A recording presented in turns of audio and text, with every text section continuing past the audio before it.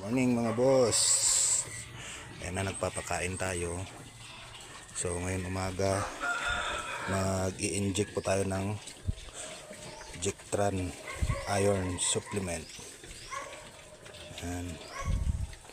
Kasi nakita natin medyo merong payat. So bibigyan natin sila ng 1 ml bawat isa. Tapos itong syringe natin ito 1 ml na po ito.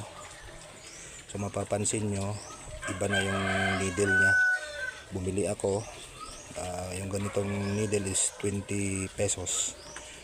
In-improvise ko na lang kasi mas matigas ang needle nito kaysa yung para sa ganito na injection. Manipis yung needle na nayuyupi pag gumagalaw yung mga baboy. So ito hindi na ito nayuyupi kasi medyo matibay. Pwede nyo gawin ito. So yun lang, salamat.